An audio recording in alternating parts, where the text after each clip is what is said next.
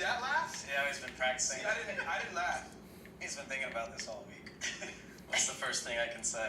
Honestly though, I feel like, and this is just how I feel like we get along better after playing than we did when we were playing. I think we were so competitive, so focused on winning and driven that we didn't really probably appreciate the moments, or maybe I didn't appreciate the moments as well, because I can be a little bit more cutthroat. I can't speak for how you felt, but I feel now it feels like it's more light and more, we get more banter than what we used to have. Yeah, so I was actually thinking about this last night. I was thinking we both came from the same, not from the same places, but we had the same intentions. We loved winning, and we were competitive as fuck, right? And so sometimes we went at it different ways. I hate it because of the way I grew up, confrontation. You don't mind confrontation anyway. It's an understatement.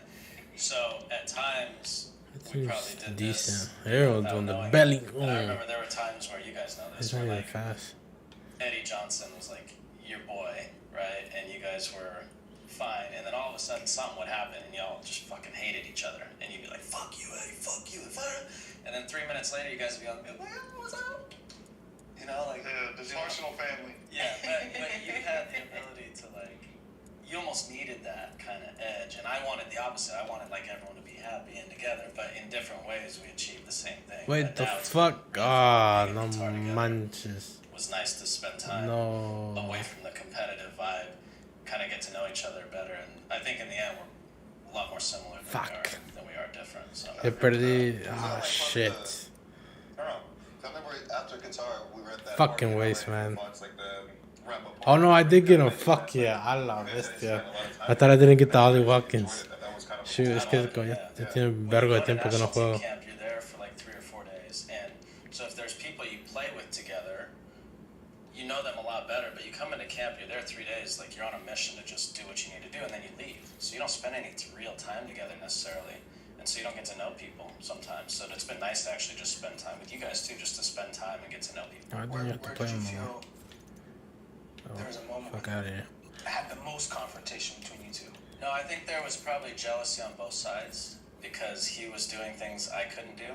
You know, like he was thriving in Europe, scoring goals in Champions League, doing things, and I went for short stints. Europa League, not Champions League. Sorry, similar. Europa League. Sorry, in big games.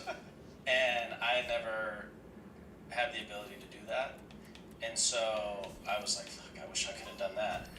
But I did get to be home and play and in front of friends and family and thrive in MLS. And you know, I'm not sure, you probably didn't want to do that, but there were times where I was rooting for him when we were together, and then there was times where I was like, fuck, he's like doing things I wish I could have done. So, but that also drove me. So I was like, when we came together, like we were together on the team together, but like probably wanted to one up each other and do better, and that drove the national team. And also, I noticed a shift in terms of like our positions. We kind of gravitated towards the same position, whereas before I saw you more of a withdrawn forward. You could be a number 9, but under Bob Bradley, we both wanted to be on the left side, coming our dominant foot on the right. So we would always have this kind of like, who's going to play in that position? A little bit of beef there, but at the same time, it was like trying to find that balance. Who won that beef? Man, you know he got the yeah, you know what I'm saying? But it's all good. That's fine. But you said ability. But you had the ability to play. Yeah, I guess I just didn't have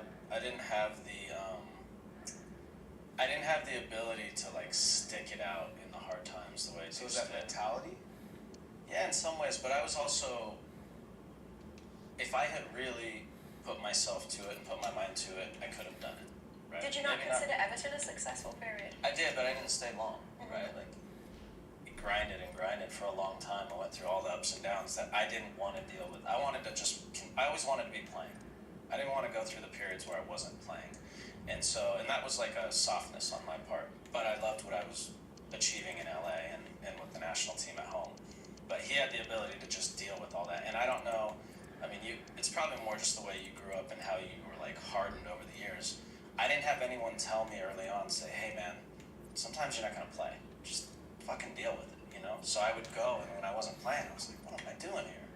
I want to get out of here instead of just fighting for a month or two and like earning your place. in doing it that way. Did Leverkusen scar you? Was it like that Yeah, a whole little experience? bit. But I grew up, 17. I just went to Leverkusen. I had no mentor. I knew nothing. I didn't even know what Leverkusen was. I had no idea. I didn't know it was a city, a town, a team. I knew nothing about it. So I go there. You're not getting the opportunities you think you should get, even though I wasn't anywhere near good enough for that team. And then all of a sudden, it's like, well, what am I doing here? And I should have had. I wish I had people who said, hey, man, just stick with it. You didn't have anyone saying there's gonna be hard times to fight through that, and then you just said right now, I wish I had. Who were those people? Like you're talking about, like coaches, like family, or what do you? Anyone or former players, but it wasn't their job to reach out. Like, take the Gio situation in the World Cup, right? So like, you need people who in those moments can say, hey, man, I know you're upset, you're not playing, you're not starting, but this is the way you handle it. And when I had those moments, I didn't have anyone helping me get through those moments. And maybe you guys did. I don't know. Well, I don't know these if two your brother or fucking, your family, or but I didn't have take a anyone who goalie could out just too. say, or maybe you just on your own were like, I just know what it is, I'm gonna deal with I it. just felt like it was always a grind for me. I felt like I was never the person that was supposed to make it. I felt like I always had this huge, like, kind of chip on my shoulder. And not to say that you didn't go through those times, but when I think of you and Beasley, I think of y'all in the World Cup in South Korea and how y'all were thriving and playing on the world stage, getting to the quarterfinals and really could have beat Germany in that quarterfinal game. So, I was always thinking, all right, that's what you're shooting for. You want to be a guy that can come in and break in like a Bobby Convey, like an Eddie Johnson. Like even in MLS, I was not a player that was seen on y'all's level to make the money that y'all were making. And then, so for me, it was like, I wanted to go to Europe after the World Cup because it was like, it's always been a grind, but I want to test myself against the best and see if I'm good enough. The World Cup gave me a little idea that maybe, I could maybe do it. And then for me, it was like giving me that piece to go over there and try, Just to go back to the Leverkusen experience, because for people who weren't aware of what your experience was there, that's a big German side who traditionally always in and around the European places, if not Champions League in that period of time, than Europe, right? So it's you going over to a club where expectations are high. Yeah. How do you look back on that experience? Well, that particular team too, one of the years I was there, I think it was 01, they were in the final of Champions League. They were in the Champions League final. And so they were just way, way, way better than I was at that time, and maybe ever. How old were you at that time? I was 17, 18. That's crazy. So, and I thought in my head, though, what an idiot, like, I should be playing too, right? It was so stupid to think about that at that time, but the feeling is the same, right? You're upset and disappointed that you're not, anytime you go through a stretch where you're not playing, like, I should be playing, because, we're egotistical professional athletes, we think we should be playing. So that was hard for me, and at the time, the easiest way out was go back to America, be around my friends and family, and have a chance to play at home. So when you make that decision though, right? You're 17, you're 18, you've taken a big leap, you've gone over there, you said, fuck it, I'm gonna put myself in an uncomfortable situation. I wanna play, I'm gonna show that I should play. And then, like you just said, it's not going well, and now you're at a crossroads, you gotta make a decision. Who are the people you talk to? Rich, my agent. Rich was the main one? Yeah, because he was the only one who understood it. Expedia members get member What prices the and fuck? rewards for future trips. Vale pija.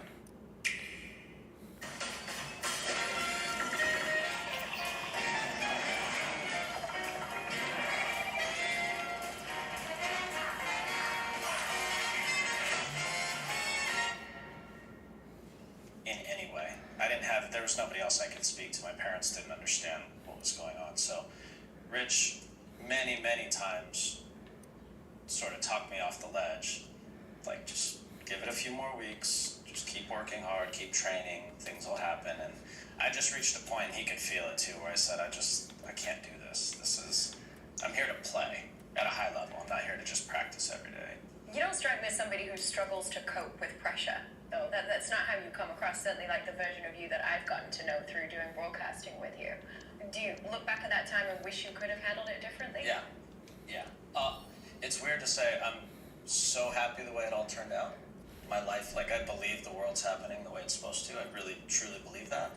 But I also wish I had the ability to just it wasn't a pressure thing. It wasn't that I couldn't handle pressure.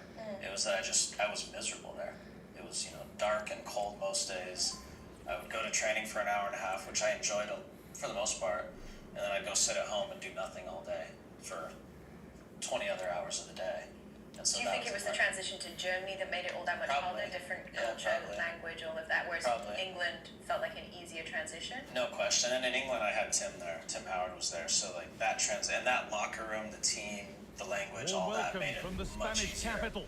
I'm Guy To your Mowbray, point, I joined had for Big commentary Brian, by Sue Boca Smith, Negra, and it's right, all yeah, about the that- drama that- of that- squad that- battles. At least you Yeah. immediately The know football you're coming. I pies. mean, the first day of And training, take on Tim after. picked me up and took me Well, to training, thanks right? as So I had always, this guys. It's a connection real that made it a pleasure lot to be easier. here. It's It been makes you think about buzzing other ahead of foreigners who kickoff. come into your Let's hope the teams when football you're lives up playing, to the like how hard it atmosphere. must have been for them, But yeah, I think Here's how the another home country side probably lines would have been easier. It wasn't Yeah, the it looks easiest like a place for a force 17-year-old from and they are California to go. really good Do you out think you wide. The fulfilled your relationship potential? with both wingers and fullbacks are as great, a player? and the latter constantly providing As- overlaps to as create other 2v1 people would see it. situations.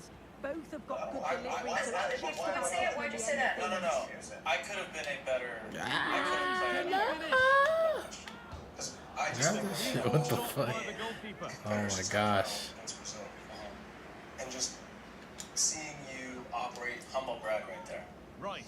seeing your you assist. operate at a like that, dude.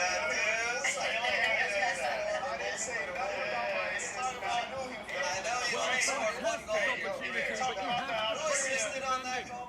Yeah, you could talk about the Algerian goal, This right? is You wanna who talk about I've that? been No, I looking wanna forward talk to about seeing that. most today. The assist I'm I going saw to it. see him play a You saw it. prominent That was role here fantastic. soon. Well, for me, it's the way He could be in here. That's not a bad save You at just all. had like this composure in that final second before the shot, and I remember leaving that being like, how are you Corner not playing is fired Champions in. League? How are you? More defensive work you're to do quote, here. unquote, the best American. How are you not playing in Champions League Modric. when everyone else is like playing in Europe? And I just felt like For the lead here. I didn't. Yeah, I mean, look, It's in. in part of Madre, it, And bro. all the pressure made to count. I wanted to Clearly the show better team myself to this that I could point. do that, right? What I learned at Off we Everton go at is 1-0. after, I think I was there 13 games the Ruben first time, Diaz. I was exhausted. I mean, like, I can't explain, Declan but I Rice. cannot explain how hard that league is. Switched on and And that ready was to 13, that was intercept a that. third of the season. December to February, it's Crazy. a grind. It was crazy. And Ramirez. so I just could I have played at that? Of Played through course, nicely I and could have. stopped in their And tracks. Well as won. far as fulfilling potential in that way, looking at like in that silo, yeah, there was a lot Son more to Heung-min. fulfill. A lot more. Fuck.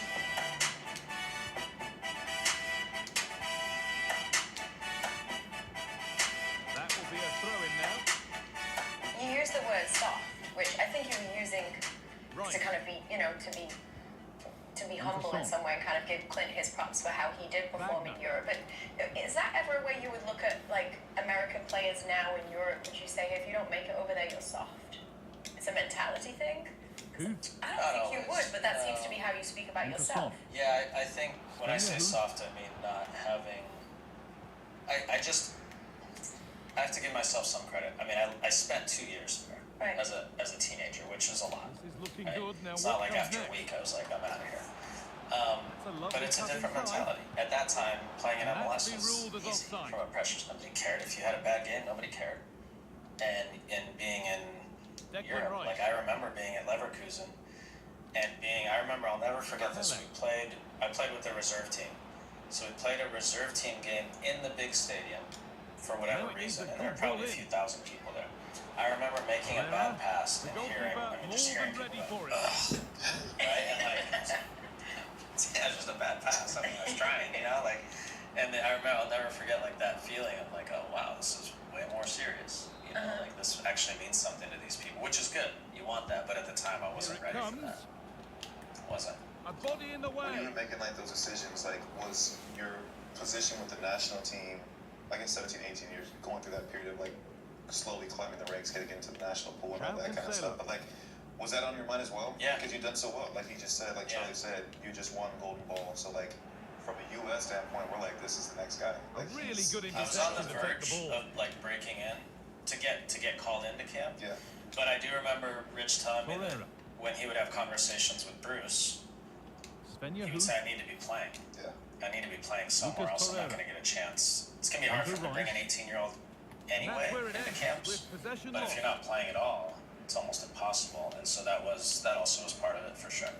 Moving forward under no real Makes pressure. me think about, But it will now be I think it was a tidied up Fox and cleared broadcast away. sometime recently. I think you were on the show too, and you were talking about Christian That's Pulisic gonna be and all saying, for the first hey, half listen, I think of he the should come back to Bernabeu. MLS.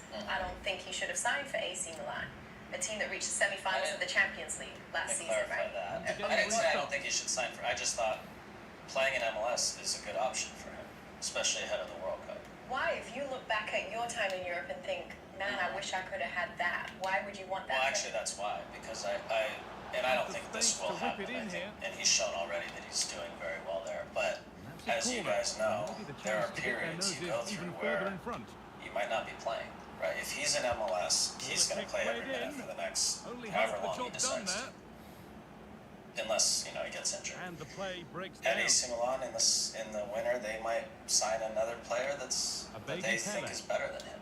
If it's 6 months in January of 2026 and he's not so much playing given through away that, as cleverly won. it's a risk, right? It's a risk. Now, This the other is a side of that promising coin looking is if he's attack. playing at And the stopped highest in their level tracks leading into the with a World change Cup, in possession. then that's great for him, and he's going to be performing at a really high level. I don't think it would be the worst option in the world, and maybe it can be both. Maybe if things aren't going well at Milan, which I think they are so far, and I hope that it continues, maybe he can go on loan somewhere. Maybe it's not MLS, but somewhere where he's playing. My point is, he needs to be playing ahead of the World Cup. This is a moment we all wish we had a World Cup in America. Would be an absolute dream to play in a World Cup in our home country, and he needs to be playing, as does everyone else. Gio's another guy who, he's not playing a lot. He needs to go somewhere and play.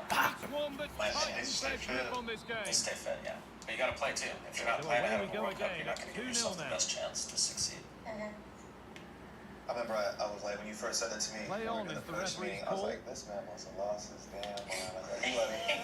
But the other part that you added to it, though, and I thought that part had more credibility or made more sense than the playing part. Because the playing part, I always feel like, first of all, I think Christian's elite, right? I think that him, while he's even reached his potential yet, I think there's still room for growth, and then he's gonna, to reach that level, I think being in that kind of environment where nothing's guaranteed. Or today he might play. They had the Champions League game. He didn't start, right? He had started off well there. Played the Champions League game. A big part of why he wanted to go to a club. Given away by Arsenal. In Champions League. But what do you think, buddy? What do you think is better though? Do you think playing week in, week out with MLS, where you think starting some games, coming on, let's just say in like the 60th minute with like a team that is playing in Champions League, or you know how even so many competitions you might be resting for one but play for the other. I mean, he did show, just to look at the other side of the coin, he did show for not playing as much with Chelsea, he was still able to have a strong World Cup in Qatar with his performances. I do agree with you though that you're only going to be better the more that you play. But my question is to you: what do you think is better? To be starting week in and week out with MLS, or to be playing still significant minutes, maybe sometimes you're the first person subbed on, maybe sometimes you're the first person subbed on, but at a team playing one of the best leagues in the world? The ball gets rolling I again. mean, I personally think that you're asking about just a player in general or for Christian. Either way, I mean, it's the same. No, it's not the same. The player in general, right? Some players have different motivations. Some players have different ambitions, right? Some players are seeking to just be a professional athlete, to just be a pro. Whereas I think Christian's goal is he can be one of the best in the world. Well, I mean, I think if you're trying to be the best, you need to be around the best players in the world. And so, for me, it's playing in the best leagues in the world. Like, I always see myself as a soccer player. I play soccer. I don't practice. Well, I'm this is not all about the press from the traveling. front. I'm not They part go of as a squad. I team, play make soccer. it That's so what I do. So I difficult wanted for to the play defense to soccer. get out. And then Could I have once gone they win it elsewhere back, they're and so clinical. It's a played lovely it goal. as much? Not as much, no. Not the way it was in MLS. Do you have a relationship with Christian? Did you reach out to him during that period? I haven't spoken to him much in life. What a chance. Brutal defending. Oh, what the fuck? Why can't I just... Fuck! What the hell? He's fortunate to have. I feel Well, like we he can has good see it people here around again, him. and it's a good Keep him finish. But for grounded. me, His it's dad, all about the obviously, press and I don't know who else he beforehand. speaks to, Being but disciplined, it feels working to as a me team like to he force has a good people mistake. around him. And then they Mo take said full something about advantage. like you think his It's a really good goal. trajectory or his desire is to be one of the best in the world. He's on Real opportunity. course for breaking your guys' joint all-time top goal scorer for the US men's national team record, right? 4-2 the score then as we kick Okay. off once more. No one cares Do- about do you assists think except he- you against Brazil. Do you think he has the ability to surpass you two in terms of what you represent and mean for the Rodrigo, US men's national and team? that Not just the is goal, the final the goal blast. scoring, but just also Not like the the result that iconic the visiting status. fans That's were subjective, hoping. right? Yes, so Like, what's your as a subjective Italian, opinion on You it? have Starts in no midfield for me. bigger Always opportunity seems than to be- 2026. so If you true. do it there So true. on such a great level, you'll forever be a legend.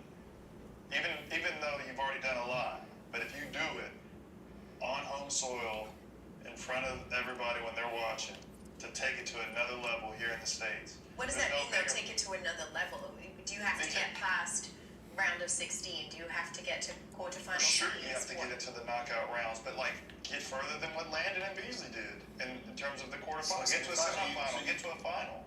Do you think that if they don't get to, let's say they get to, I'm not saying that. because the only reason I say that is I'm because just saying he has the opportunity. Is what I'm saying. I agree with you because I think that Because I'm not going to put a limit on That what he he needs is- to do to get to that level. right. I agree that the opportunity is the 2026 World Cup in the two, and he's already on an incredible trajectory. But I guess what came to mind straight away when you brought that up was like, well, '94 World Cup was here, right?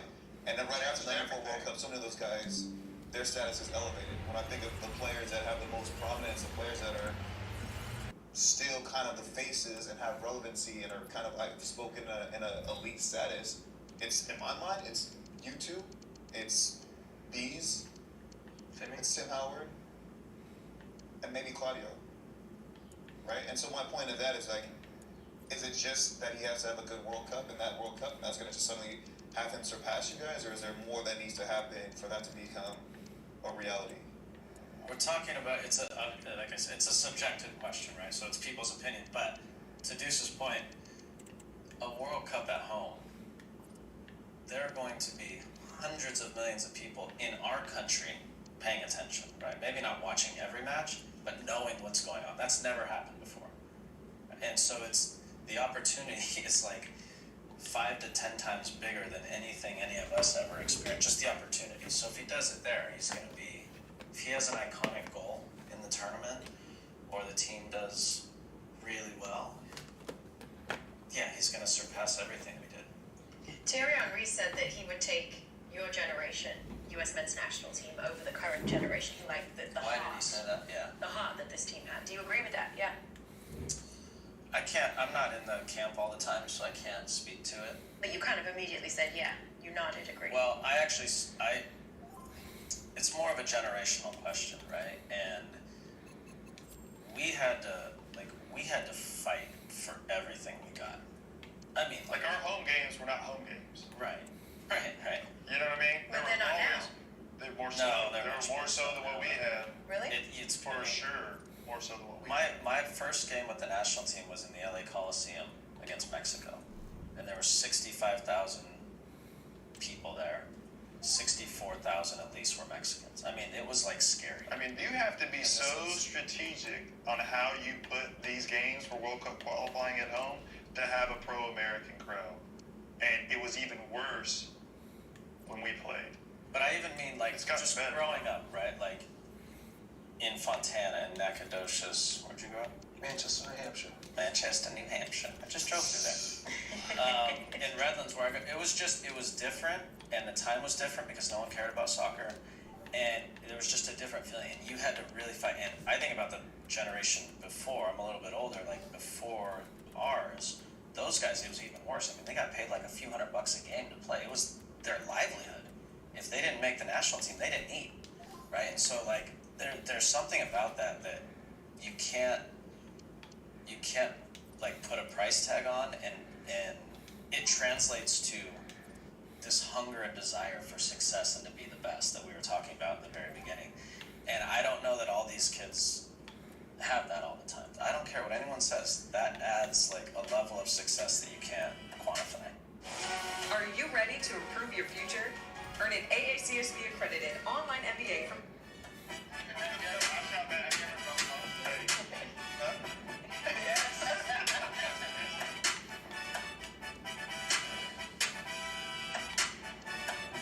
I just wonder what kind of family you come from. Was playing a guys financially in any Oh, way? yeah. It was? Yeah. I mean, my dad was an electrician. He probably made 20 grand a year. My mom made 30 grand a year as a teacher. If I didn't have someone driving me around to practices, I wouldn't have been able to play. And you would hop in the car with someone else's Yeah, parent? they would drive 45 minutes to pick me up and take me to practice. Wow.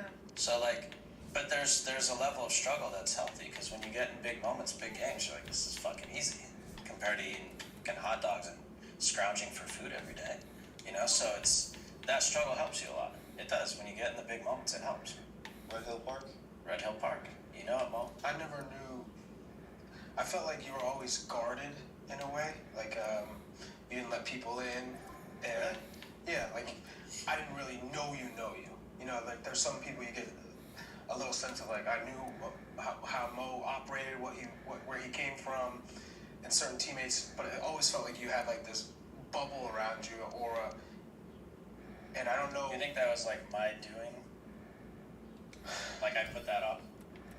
I'm asking honestly. Yeah, no, I think it was, well, one, everyone just looked at you as, like, the golden child. The 2002 World Cup kind of really set you to be carrying the torch, being, like, the top American player. And I just felt that you weren't kind of as open. Everyone was kind of tiptoeing around you. Yeah. Who were you tight with? Me? Yeah. Through the years. Bees, because I grew up with Bees playing. Hung out with Ching a lot. Ching, yeah. Brian Ching. Hanneman, Big Red. You say Hanneman? Yeah, Hanneman. we love to show a photo, man. God, what a guy he was. Mostly those guys, yeah. But again, with the national team, you're not around them all the time, so it's like you come in and out. But I can see why you say, like, even in coaching and in San Diego Loyal, people, like players, staff, whatever, I always feel like they're tiptoeing around. And the irony is that I'm like the most open. Like, I'll talk about anything, publicly, privately, whatever, and I like to be open, but I can see why you say that, because a lot of people have said that to me. I was telling these guys before, because when we were talking about you come on the show, I said the same thing, that, like, I feel like in post-career that I've gotten to know you more, right? And maybe it's because, I don't know, part of it maybe is similar to what Charlie was saying. There was a kind of, like, aura of, like, where it wasn't as easy for us as younger players coming into the team to kind of, like, find a way to relate in the same way. Whereas now, like, we have so many things that we probably had a lot more in common back then that I just never even realized. Yeah. But now, fast forward, I feel like there's been way more moments. That's what I'm saying. There's just so many more moments that I feel like we connect, and, like, it's easier to just be open and have conversations about different things. Well, I've heard that from a lot of people before. It's probably how I felt with you too. Yeah, I was guarded.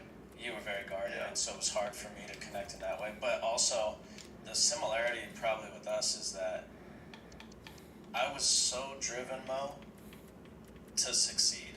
Like, it's hard to explain. Yeah. It just consumed. It was an obsession. And so anything that was going to detract from that, I didn't want to even risk it.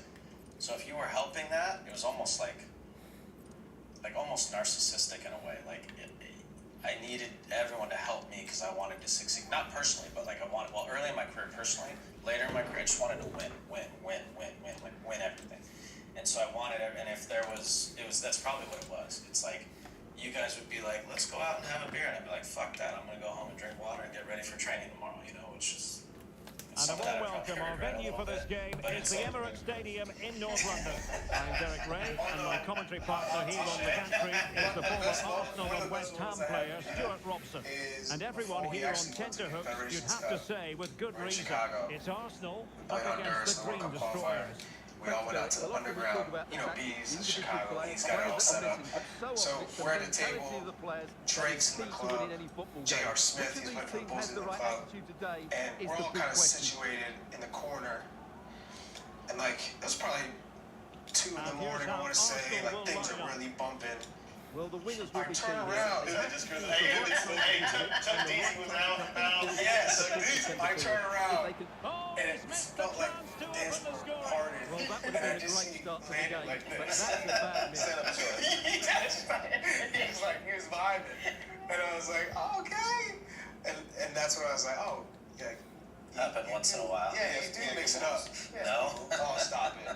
When I listened to them, though, I wondered, did you feel isolated at times? And promising stuff from Arsenal. Well, I probably isolated myself. It's not like And anyone did you did feel it to me. comfortable in that? Another Yeah. big goal in the game. Well, I've always been, like, Just what they looking were back at hoping my to early achieve. childhood, when you grow up with depression or you have a propensity for depression, you want to, like, in those moments, you want to be It's with isolated. Matvienko. So when I would go home, like after school, I'd be in my room for hours just by myself because that was where I found most of Taking it peace. away. Also, in that way, very introverted and get a lot of energy through that, and then I can go out in the world and do stuff like this. But like after this today, I want to go to my hotel room and just sit for a few hours and just be like quiet. I can't like just keep going. I get it. And so in that way, I probably just Well, it came to like the nothing in level the of end. emotion and intensity in training and playing at this level, it was exhausting for me. So I wanted to go home and just be by myself, and that's probably like where they were like, let's go to dinner, let's do something else. You know, sometimes I would do it, but I regret not doing it more. You mentioned the word depression, right? It was one of the things I wanted to ask you about because I feel like you were one of the first professional athletes I saw openly speak about mental health.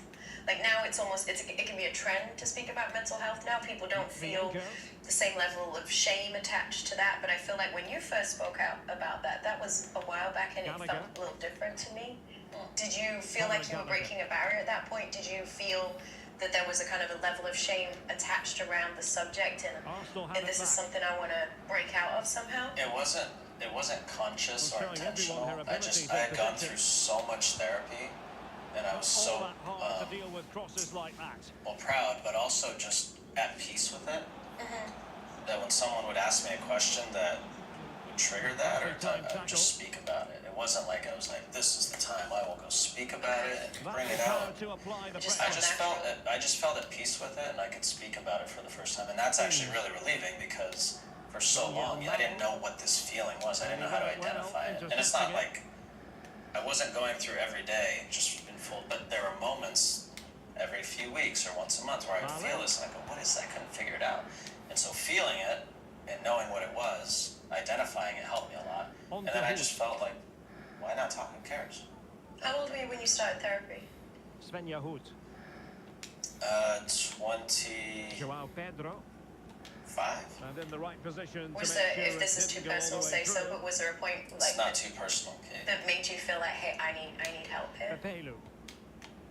No, it was my previous wife, Bianca, had gone to a woman who she was going to like some meditation classes, and then through that she started seeing this woman for therapy, and she would come home and be like, you know, I think you should really talk to this woman. I'm fine, I don't need to talk to anybody. But then finally I was like, you know what, I'll just go see her one time, and that's how it started. Like, what were some of the things that you would talk about in therapy that I guess warranted why you? We talked about you, dude. Damn, what I do wrong? Deep shit. She would pay attention. She would watch games. She didn't know anything about soccer, but she would watch because she could see in my face, like during national anthem. What the fuck are you doing? Like she was very the hell, concerned with it. So we would. There's like we all have things from our childhood that shape us, good and bad, right? Like there's things you went through, I'm sure pretty gnarly, like your accident, right? Like things that had not only in your childhood but just in life, right? That really shape who we are. And so when you're a kid, you don't realize what all that is. It's just forming your mind and your brain in different ways. So one, just being able to speak about it like openly as to what it is, but then two, I did a lot of healing because I had a lot of pain from my childhood. Like my parents split when I was 2. I watched my parents I used to sit on the phone with the old rotor. You guys don't even know. My grandma had one of them. Not that young. It goes around. I was like, what? Hey, they didn't even know about 1-800 collect last name. Oh, yeah, I went to high school. You knew I was going to say nothing about it. Yeah, my bad. Did it all co-sign. We didn't know about it. Okay, my bad. Would you ever go to therapy? So the ball is I'd be moving open again. to it. We've been treated Would to you? 4 goals. You know what I'm saying? I Who won don't the think score? that there's. You're pretty aware now, though. Like the goal of it is to bring awareness to all the things you do and all that. I also feel like, yeah, I agree. I've never been to therapy, but just hearing you talk about it, and just like from people that I know who have gone to it for various different reasons, I think it's about bringing awareness to it, but I think there's also certain things that I'm oblivious to. Like, I get reminded on a daily basis, right or wrong, about different things that I just do because it's just become routine to me. Right? And I'm just constantly doing them. Like, my missus will be like, bro, you realize you're doing X, Y, and Z. Or I'm looking for change in certain things. And she's like, all right, you also recognize your position in this dynamic or this household. You got to set the tone to allow those things to happen. I remember being like 7 years old, on the phone with my dad, at home with my mom, and my dad would be like, tell your mom, da-da-da-da. And I'd be like, my dad said 7. My dad said da-da-da. And she'd be like, well, tell him da-da-da-da. I'd be like, Dad, this is on the phone. It's like it's like, that's not healthy for a 7-year-old, right? And so like all those little things shape you. But just getting to identify and know what they are. But the asshole I hit me. act a certain way. Makes you feel more in control when you can identify things and understand. Yeah, Throw you just away. don't react to it. You know, like you don't let your body just take over and it makes stupid reactive decisions. You know, you can be like, oh, I know why I'm doing that because my dad used to do that, or my mom used to yell at me like that. That's why I'm yelling at my son. Oh, You can take a step back and be like, okay, do I really need to do that? Maybe. I always thought you dealt with pressure so well. Whether it was penalties, big games, I'd see how you. But soccer was the easy part for me because like that's where I was at peace. Like it was all easy off the field. And when the off the field got better, the soccer got better. So in the height of my therapy, like 3 or 4 years in, I was 28, 29. It was right during those were my best 2 years. 09 and 2010. Not even close. Confederations Cup, I was like at my best.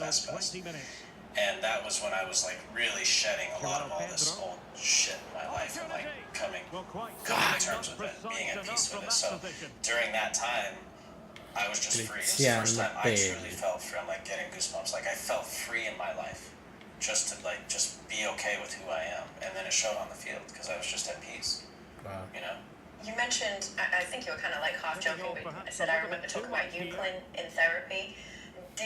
Did that rivalry, because you talked about like I was driven to win, did you want to, that rivalry with Clint that we all perceived that you had, was that present for you mentally as well? My biggest challenge with you was I felt like you didn't,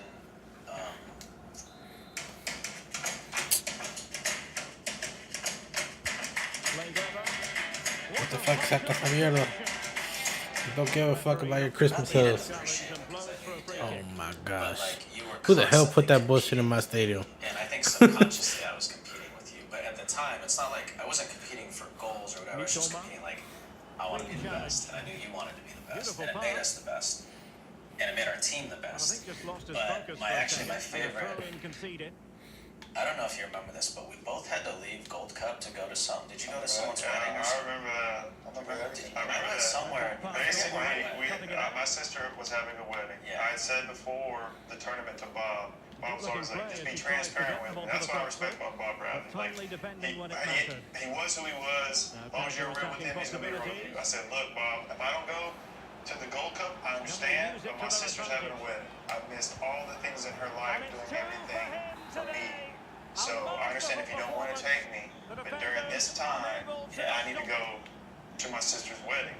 And I remember, like, we got through the group, but we just had a game, I think, in Kansas City versus a team that we should have beat. And I remember Steven Cherundolo, like, being like, oh, you got to do better, blah, blah, blah, blah. And I was like, what do you think? You think I'm fucking trying to not score goals, bro?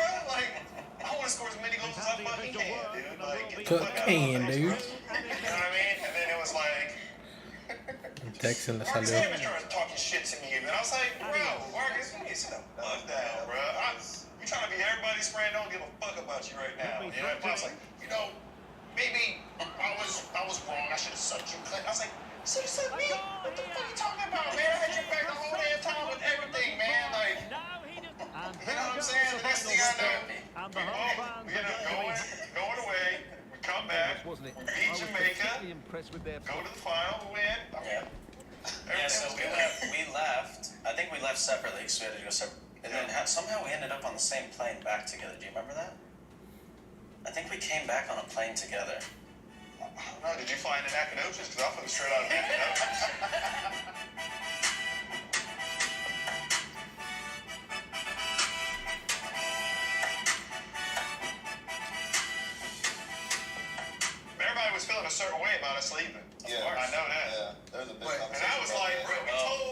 Same for Were you him. guys both there?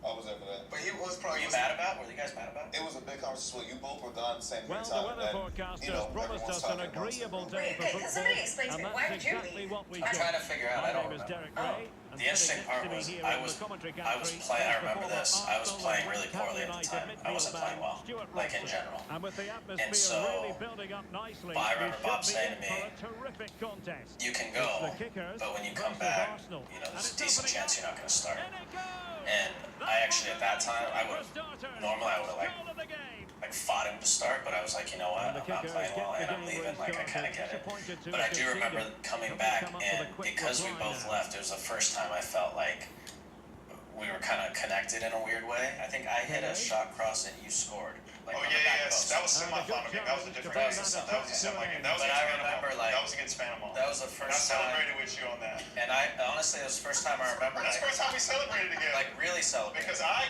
go run to the crowd. I made a point. He said, "Screw that to Lane." I do. I remember that. And that because there was some weird connection because we both like we were kind of the same, doing the same things, like putting our life first for the first time maybe or something. So you didn't, as a rule in general, up until that point, you hadn't really celebrated each other's Not goals. like that. Not I did, but explicit. I'm not saying to explicitly. go out of your way, that was like one of the first times. Can they survive? That was one of the I think it was the first times. first. And also we connected, and I don't know if you remember this, but there was I don't know if it was the same tournament or another tournament going into the final. You were getting some heat about maybe not getting enough goals or assists. I said, you know what? It don't matter. If we're in a big game, we're always Landon. He's always going to come through, and he scored in the final. No matter what, I know that if we're in a big game, I know that I want you out there because you're a difference maker. You're like, man, I really appreciate that. You remember that? Yep. I do. Now can she So pick out a to your teammate? question, Kate. So normally how it happens is like, Nicely saved. hold up. Normally how it happened is like if Landon scored, Clint would go drink water on the sideline. So, Landon would drop down and tie his shoes so they had no voice. They would celebrate together. Just run back. Run back to You two didn't really like each other. Position now. It was just a competitive. No, it's not that. Like, I respected it. Can he finish? Respect is different to like. I mean, we're totally different To people. avert the danger. We're like different likes in life, and like we weren't gonna hang out together. They now just But it's not that I didn't like him. Mind you, what a He was save just that he was. was the only. Well, unlucky perhaps to be denied. I was like, Now Shrek just to had think about layers, yo. defending. He's still like Shrek. And showing fine vision. A lot of layers. But he was like he was elite like that. So it was like we all want to be the man and the star and all that. And it's like fuck, this guy's fucking good too, you know. Right, like, you know, Clint's a freestyler, he was a rapper back in the day. Was any of that your kind of vibe? Here's a And acoustic defending guitar. to be applauded. You played acoustic. Wait, stop. You played acoustic No, guitar? I don't play You were a guitar. model too. Oh yeah. Bixby has He was it a now. model at drinking water. You I've never seen them. him. I've seen these pictures. I've seen How long them. have you been They're waiting to famous. figure that I out? had to. Enzo To Fernandez. be fair, to your defense, I don't feel like MLS or U.S. soccer, in terms of the Back to media, the always Bixby. put players in the And best they're not positions. standing off their opponents in the That's an slightest. understatement. Were you aware at the time, hey, I might not like how this shoot turns out? No. I was 20. I didn't know what was going on. Oh, did You were just so well posing away. Wow, told you to photo pose shoot. and- Yeah. And they said drink the water, look really thirsty. To be fair, hey, I would have been, man, I'm scared of what my photo would have looked like if I gave me that option. It's the same thing. I would have been like, He succeeds in clearing it. Bring your trip to life with Expedia's I chat do not GPT give a integration. fuck. Arsenal pushing forward with options like, available. so we joke about certain things, we talk about Got certain two moments, serves. but like when you look back on your career, right? Like what's And the here's moment Pele. that Will he finish? you wish you Well, could like fantastic reflex bring action that to from the life and let your goalkeeper. kids witness that in real time? If that makes sense. Interesting question. And It's a over comes the no-brainer. corner. Algeria. Still an issue here. No. Maybe that's for you. Maybe No. that's your no-brainer. I want to hear what you don't know all his experiences. No, I mean like Everybody would have said that moment, though. I think that's what most people would no, expect. because that's like show my kids. Yeah. I mean, Like that you're either you're most proud of or like oh well, that's different. I mean, no, there are other things I'm more proud of. Like what? Like that would have been the most exciting Can he convert? for my kids to What's see. the proudest?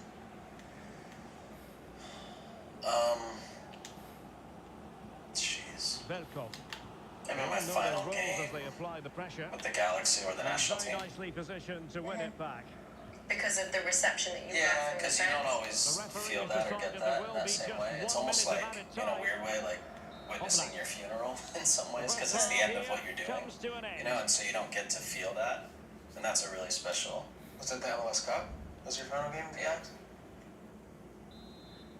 Yeah. Like that, because that's a different feeling for your kids to witness that.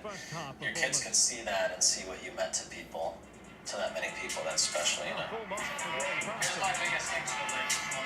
4 times I didn't want to do it. Take a look at a sneak peek of next week's episode of Kicking It, with part 2 of Landon Donovan. What's your favourite Clint story? Oh, that's a good. Oh, I'll tell you my favorite. I mean, it's disgusting, but it's my favorite. It tells you everything you need about Deuce. I've told you this before. So I walked into the training room one day, and Deuce was on the table with our team doctor, and I saw him just going.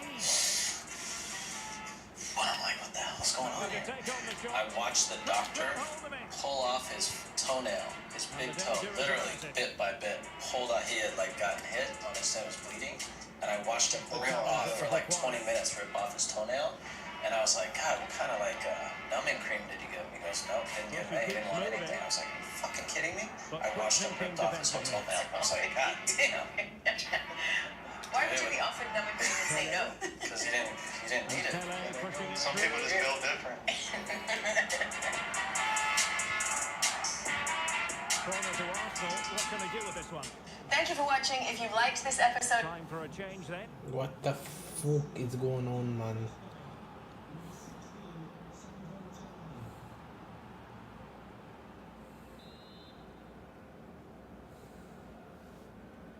Yawantashi.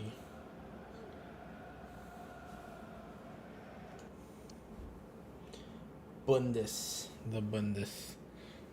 Black people are better at getting high. Do you think so? What the fuck? What the fuck?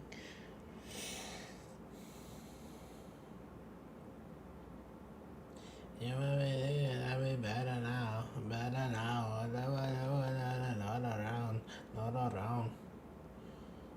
I let you down.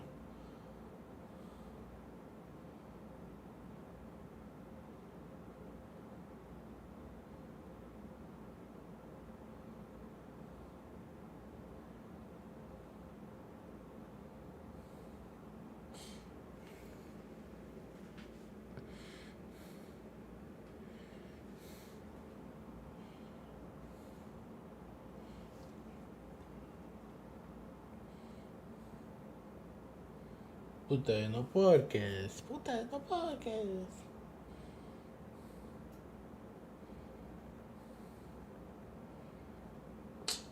Take it. This is one. The next level of nerds. Everybody, welcome to the Football Film. We have got a world-class episode for you today. I am looking forward to this one so much because we have got two very, very angry Manchester United fans. And the danger's still on. We're going to be talking about that and everything else as well. Come on, let's go. I'm gonna get these goleadas, bro. That's the last thing I fucking do. Just didn't hit it cleanly enough. Well, they've been getting the As usual, Mark Goldbridge. Today we have got Angry Ginge. His name's Morgan. What am I calling you today, mate? Because Call what you want, mate. Morgan, Ginge. Call what you want, mate. You are angry. I'm going to call you. Can I call you Morgan? Call Morgan. Yeah, Morgan. All right, Morgan. Talk to me about what you thought of the game. The penalty was a robbery. Disaster class as usual. And I think the second half, the first 2 minutes, we started okay and then just fell apart as soon as they scored. It's just terrible. I agree. Yeah, I think it's a great point what Angry makes because I had to do that once. You might have a laugh on him after a Manchester derby. No, but I think it's a great point that he makes because I heard Carragher saying after the game about the lack of style of play. Into the final you don't 20 finish minutes. third in the league and get to 2 finals without a style of play.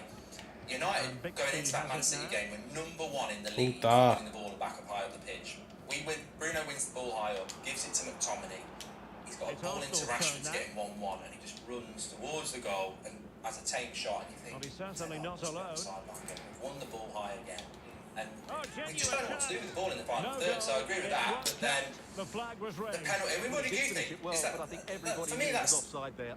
I can't get my head around it because the referee doesn't Well, they give have it, and then elected Michael to go Oliver, to the so it's not bench clear at and this stage obvious. of the game. So the referee, the gap between him going to do it as well. I honestly thought it was a red card or something. I didn't have a clue what on earth we were looking at. No one in the stadium. Gattuso. I think if that is a smaller game, if that was And he'll Piss take off. some part in this Pinch game. your To reef. make Pinch. things interesting, Stuart. that is not Fuck, man. And I think that's the bit that most Man United fans are annoyed about, because at that point as well, Man United were doing decent, weren't they? And if that's a penalty, look at the Arsenal game. Yeah. Do you know what I mean? It's, They're going to start giving penalties like that. They're going to start giving 3 or 4 penalties a game. Yeah. That happens every single game. What I want to talk about though is the second half. Like you said, apart from the first And 2 that minutes. is going to be So a free the second kick. That's red, that's Man red. United Nunca me just tocó. folded, didn't they? Nunca me tocó el balón. I don't actually think we got Fuck out of here. Get your Say ref. it could have been a Get yellow your weak card. ass out of here. We have a chance in the second half. Rashford chest and then he volleyed Andy it. Pele. That was it, I think. Put it wide. Yeah, and then I've not seen it back, but I Arsenal think he struggling to scored. keep the ball. 100%, yeah, and I think Ten Hag said at half time he got it wrong, which I quite like. A manager that comes out and Yeah, said, he said, I tried to go offensive to camera about half, brought Mount on. I mean, I barely noticed Mount, but McTominay is a holding midfielder. Whatever people think about McTominay, He's the white guy, he is the What? guy who he scores goals at the other end. He doesn't do the defending side well, and the it's gone out defence. for a I mean, throw-in. I don't care who the centre backs are. I don't care if it's Burnley. Erling Haaland was left unmarked 3 or 4 times. He should have had 4. Tonali I mean, with it. the marking on him. I mean, he got the assist for Foden as well, didn't he? Yeah. That's more Trinity FPL points as well. Forgot about that. Once Bernardo Silva gets to that byline and you know he's about to cut it back, Yeah. you don't Really even grapple it. spot on You know with for a the fact challenge. he's just going to dink Lost it. it. Right at that point, Well, if you're any wondering about Manchester that United inside, player Fuck. in that 2 box in minutes that it'll 6-yard be. box has to just go, where's that big long one? Literally that. Where's that big long one and get touched onto him, yeah? Because if you try and jump him, you ain't going to beat him. You've got to get hold of him as quickly as you can. And he had about, 3 or 4 headers? Yeah. The worst thing is, Onana was off the first half. Yeah, It's that same thing. One of our ball class victory eight, for the and then he just goes and does it second half anyway. I want to do They defended well enough, they dominated midfield. because I don't think there was many Manchester United players that stood out. Who do you think was probably the best player yesterday for Man United? Ginger just said it. Oh, no. Man of the And match. I thought Maguire as well. I did up until the second goal. I thought Maguire. Yeah. Quite important. So, right, half time. Yeah, the first half, Maguire was good. Yeah, I thought Evans and Maguire in the first half were okay. I mean, they did lose Haaland, but the second half, I mean, the third goal, I think Rodri shoots and Maguire just stands still, and the whole defence reacts. But I think Evans has got to have Haaland on the second goal. I thought Højlund, I know he's like he'll He's feel. so willing. I think he'll feel Yeah, guilty, yeah. but he's got the fans on side. He's 20 years of age. He works really hard. Yeah. Give me a Bruno Fernandes rating from yesterday. Look, I don't think Bruno played well, but I think it has to be remembered Lindelof was crap as well. But Lindelof's not a left back. Yeah, Why is Bruno on the wing? It's like I think you're already going to have a bad game when you come out of position. So yeah, Bruno was terrible, but I think the important thing he was on the wing. Português. Ericsson, Yo no rubbish. hablo inglés. Rashford, terrible. I was Salazar. very interested because when he subbed Højlund off, the whole crowd booed, and it was the biggest bit. When he did it against Brighton, there was a boo. But then yesterday, there was the biggest boo I've ever heard. Yeah, and then when Rashford came off, he started cheering. Well, I mentioned this on the United stand, didn't I? I said I like Rashford, but there's I don't know. He's got such a big social media following. I think the media think that Man United fans love Rashford. We were in the ground yesterday. I've started to hear it as well. Is it? Yeah, I think the fans want him to do well, but I think that there's a frustration. Yeah, they're getting very frustrated. Yeah. No, they're getting very frustrated. And to be honest, there's a lot of people named me that get frustrated with Ten Hag as well. And I don't agree with that, to be honest, at all. But there's some of the shouts you hear that he's clueless, he hasn't got a clue, he's lost the dressing room. Really? Yeah, and I'm just thinking, shut up, you fat bastard. Shut up, you fat bastard. What was the atmosphere before the game then? What was the feeling? It was good. Did you, like as a United fan, did you genuinely go into that game thinking, I reckon we could do something today? Because in fairness, United, in seasons gone past, they've actually done all right in the Manchester derbies, haven't they? Yeah, well, I think we'll take the penalty out first half, it's 0-0, we're still in the game. Yeah. But I think I went into that thinking, obviously City could just turn up and do what they did. Yeah. Or we could stay in the game until last 25, and then maybe edge it 1-0, or maybe they go ahead and we win 2-1. But at 3, no, I didn't see that, to be honest. Not in the derby. You know what worried me a little bit yesterday was the game. I think Man Man United tried to just weather the storm as much as they can, and then try and nick something at the end of each half if they possibly could. So they actually nearly scored, didn't they? Right at the end of the first half, Edison made that good save. Oh, what? What a save, by the way. And I think that was their game plan, and that for me is the bit that worries me the most. Is a Manchester United team at home at Old Trafford are trying to just hope for scraps at the end of halves. Do you know what I mean? That's not the way Man United are built. I agree. I mean, I was like, I've seen Man United so many times in derbies. I've seen them at the Etihad 2-0 down and win 3-2 in the second half. So all these people writing us off, I don't get that. I don't think a game can be. You can't judge a game until it kicks off. But I must admit, when I saw the team news drop, it's a bit like being excited for Christmas all week and you think you're getting a DS5. Yeah. You open up and it's a Links Africa box set. I was like, that's when I dawned that I ain't playing this game with the fucking Links Africa game set. It's just like. Ugh. But no, I think I don't like the fans who write us off before a game because you just never know what's going to happen, and it never is 6-0. But what it is, whoever scored first in that game, I think, is in power. And as soon as City score, I think at 1-0 they know we've won that. Can we actually? I want to turn it on its head a little bit and just give Man City a little bit of love if we can, right? Because even in their last month or so for Man City, it's been a bit of a turbulent time for them. Yeah, they've lost 3 or 4 in a row. Apart from they've won one of the couple or something like that. I think because Rodri was suspended. But exactly that. So once he comes back into that position, then you see the way Man City played yesterday. They are just, they know exactly what they're going to do, don't they? Every single player knows exactly what he's doing. The fact that Jack Grealish is kind of getting that starting lineup at the moment is just phenomenal. Should have been saying that. Really? Yeah. What? Push down about that. It's absolutely nothing. Oh well, It's a penalty, apparently. It's a penalty apparently, yeah. Yeah. But no, I think the only thing I will say about City, and it hurts, is the Prats who've been talking about Haaland falling off has just been annoying me for a couple of weeks. It's just like, he's not that good. I knew he was going to do it, and obviously did it against United. I didn't know he was going to do that, but he's got some stat about he's reached 20 away goals quicker than anybody, in fewer appearances than anyone. He is just a beast. I mean, I don't think he'd do well in the United team because he'd get no bloody service. But yeah, I think Haaland is just.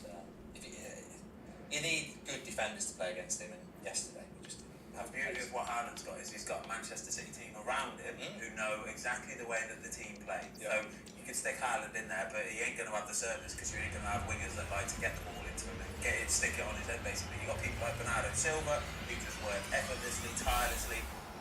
Absolute humility, just puts it in for the team. They're the sort of players that Man United want to start signing, right? Well, you heard what Ten Hag said. He was asked after the game, like, you're not meant to be playing football like Ajax. He says, I'll never play football like Ajax. I have other players to play like Ajax. The thing is, I actually don't think we got our actual first team since the first game of the season because of injuries. Yeah. That's it. And even in that game, Varane went off injured. This is what I mean. I feel so bad for Ten Hag because the people that are turning against him don't understand what he's going to. He's playing in a Manchester derby with Evans, Maguire, and Lindelof at the back, and Lindelof's playing left back. It's. You can moan about it all your day. It's really painful. You can moan about it, and then everyone will say, everyone gets injuries. There's no team out there that's had injuries like us this season. Well, and also I think there's a good. This should be on Match of the Day, and they probably haven't even said it. There's a very good tactical reason that United are struggling. If you look at the Man Cities and the Arsenals and the Brightons, they can all transition from goalkeeper through the pitch, and that's really important in the modern game because you build your possession. United cannot transition from their goalkeeper, who they bought to transition from. Maguire don't want the ball. Evans don't want the ball. And look, that's not their fault. They're just not that sort of player. So Man United can't build possession like every other team. We have to bypass the midfield, go long, which is a 50-50 chance you're going to use it. And it's a massive problem that people don't want to listen, like you say, because they want to go. Everyone gets injuries, but we've got no one in the back four that can take the ball from a ball-playing goalkeeper. We replaced a really good goalkeeper with. We spent £50 million on a ball-playing goalkeeper. We can't bloody use him. Can't use him. It's ridiculous. Top 6 finish. What, United? Yeah. Well, you always said we'll win the league.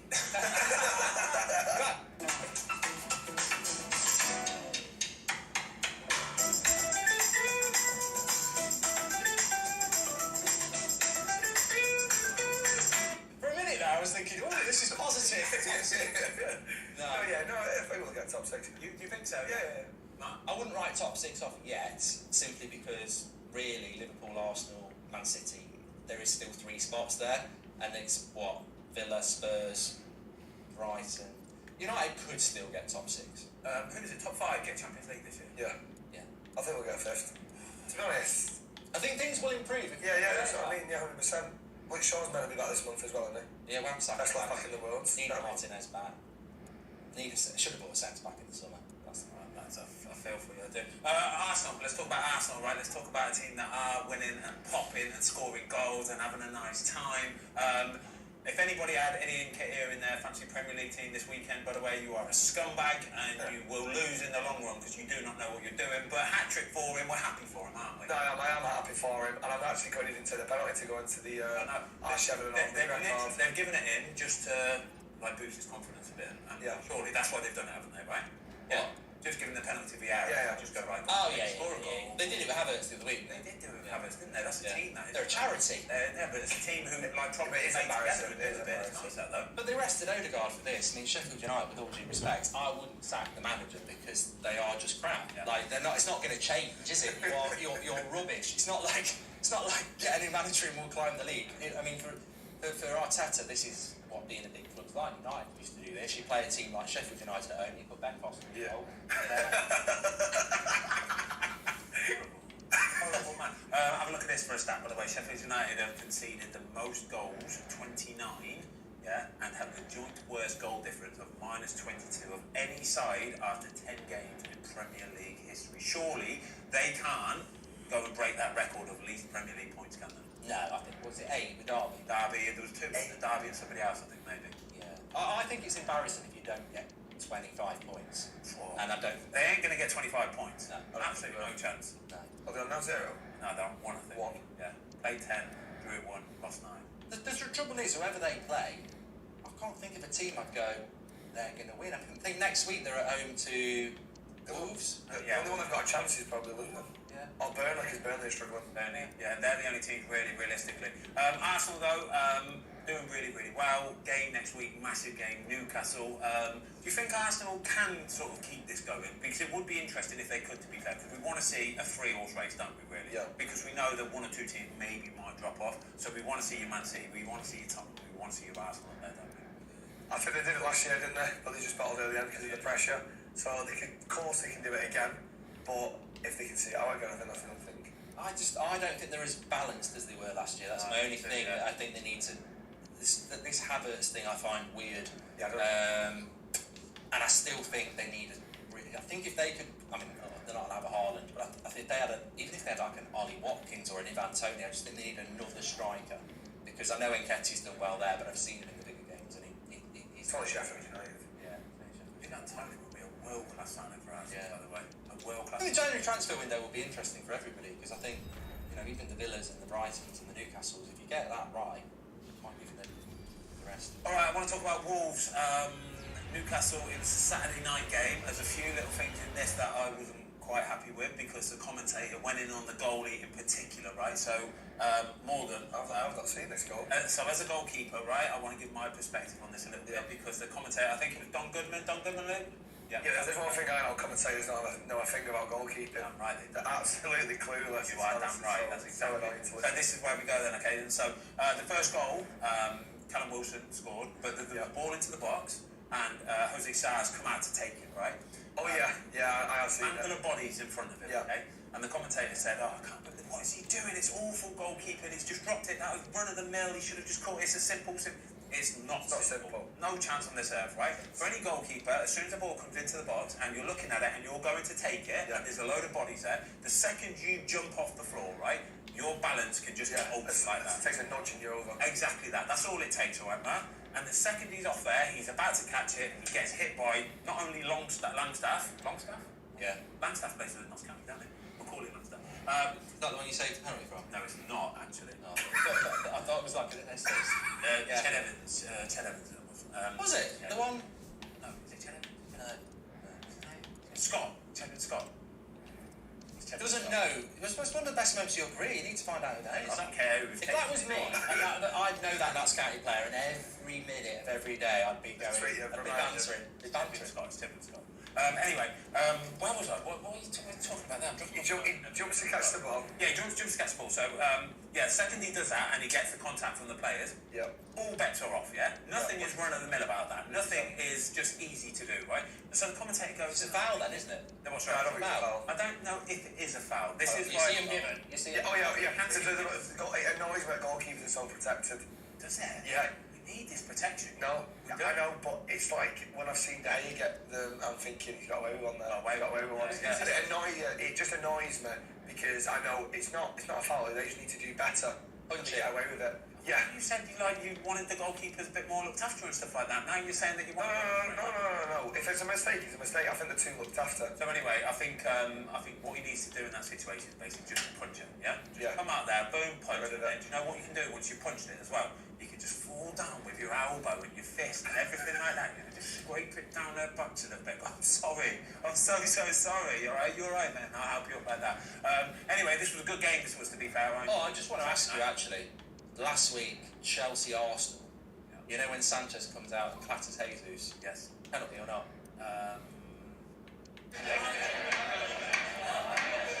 When your cat's me, then your dog is too. And it's hard to know what's fake or true. Just raise the glasses with a friend or two. You tell them more, tell them. Because you went on last week and I thought, this would be a great impression. I think it's a penalty. Potentially, yes. Yeah. Because as a goalkeeper, you probably thought, have it. Yeah, damn right you do it. But there's certain ones as a goalie you get freebies, right? Honestly, you get absolute freebies where you think, sorry, mate. Well, they never used to be a penalty until the World Cup when it happened to Messi, didn't it? Yeah, exactly. Yeah. Well, they're going to look for it, though, aren't they? It's like Man United game on Sunday. They're going to look for something. They want to give it. Do you know what I mean? Because it gets people talking. Anyway, I want to talk about Newcastle this for a little bit because I really enjoyed this game, to be fair. And actually, you know what? Wolves, despite the fact that at the beginning of the season everybody writing them off and everybody saying I wrote them relegated. Everybody did. Everybody did the same thing. They haven't bought anybody. They're sole players. They've actually done really well. Gary O'Neill's done a fantastic job, hasn't he? Should be, it is. Yeah. We should be 3-0 down first half. Yeah. And then they got robbed of a penalty. And I think they're about mid-table now, aren't they? But they were. I mean, you can't not talk about it. Again, VAR. I mean, he's in control of that. Hwang Hee-chan, isn't he? And he goes to clear it. And Newcastle player appears from nowhere. Yeah. Takes a bloody tumble. And do you agree with that? No, I think it's ridiculously soft. I think it's simulation. It's clever by the Newcastle player. He knows exactly what he's doing. He's ran into the tackle, felt a little bit and gone. And unfortunately, as with the Højlund penalty, as with the Polina elbow, I don't think these referees even play by the side. You don't think you need to play at your level. I think it's just a general play. Even I'm a better ref than that. Yeah. I mean, I've only done one course. Yeah, I just think the ref course. Oh yeah, I can ref. Shut up. Game on. Yeah, honestly, I swear to God. You cannot ref. I swear to God, I can. What course is this? Is it FA course, level 7? Be a referee. Mate, honestly, I love refereeing. I'm not even like too my own on. I think I'm a very good ref. Very good ref. Talk to me about this example here then, where it was a penalty for... Where he's kicked it? Yeah, I think it's a pen. Yeah? I think it's smart because he's got his foot just in front of it, yeah. Yeah, so I think it is a penalty. No, that's exactly what he's done, you know. He knew exactly what he was doing. This is the bit that irks me a little bit with this one, because, you know what, it probably is a pen, but I hate the fact that it is a pen, because he's played for the penalty. Yeah. And he's going down, he knows exactly what's happening, and he's actually probably a bit clever with it. Yeah. So if you were refereeing that game, you'd give a penalty? Yeah. And if I wouldn't be, I would still look at it anyway. You know what he's done? Yeah, no, but it's not a dive, though, is it? Because it's contact. Simulation. Not simulation, it's But contact. he's got there, hardly anything. I've seen worse penalties given. On the floor. Yeah. No, it's a penalty. It's a penalty. It's a soft. Well, it's not a soft one because it's a pen contact. Right then, as somebody who's done a FA coaching course, referee course, VAR, yay or nay? No, just get rid of it. I honestly liked it, but then it's the fact of like when we celebrated the winner against Arsenal and got ruled out of the game. That's the one. It's just the lack of the consistency. I think if you're gonna have VAR, you've either got to have the same person on it, which is going to be impossible because there's 5 games on at the same time, but then you get the consistency, or you just get rid of it. Because it's just the amount of times you see things given and then other things not given, it completely ruins it. To be honest, if we'd have won yesterday and that penalty weren't given, would have been 3 points behind City. Now we're 9.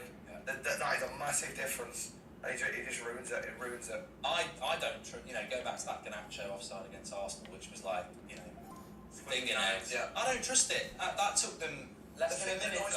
The Bournemouth game, they took 5 minutes. Yeah. to do an offside. So what does that tell you? It tells you that technology, they don't trust it. And I'm sure when they came into this season, they will give the benefit to the striker.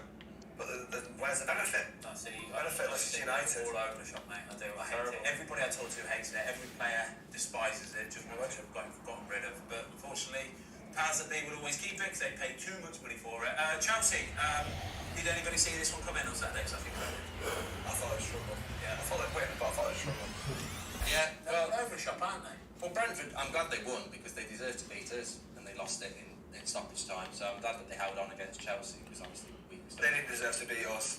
Yeah, but 90 seconds. Boring. Yeah, that's what the way Yaya Toure does, mate. You know what I mean? I've never heard that. I'm a Scott McTominay fan, mate. I love it. I love him. I do. I think he's a brilliant player. Someone's got it. The white Yaya Toure. What a guy. But no, I thought Brentford. Actually, Chelsea second half. Half time had 2 shots on target. Full time 2 shots on target. Oh wow! They didn't even have a shot on target in the second half. So they got what they deserved. Brentford played the perfect game. They're not pretty to watch, I agree. They defend well. But I think I thought when they played us, it was quite unusual for him to just drop off and just defend. It was just so boring.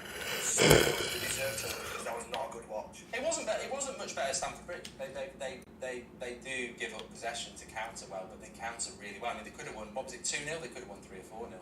They put one into the side netting. But Chelsea. I feel for Chelsea. I don't like them, but I feel for them because I think that the whole team has just got no confidence. They've got no striker. They've got no striker. Oh no, Nick Jackson. Oh my. No. Bad. Really bad. Honestly, I put him in the FPL first weekend league. I let him off.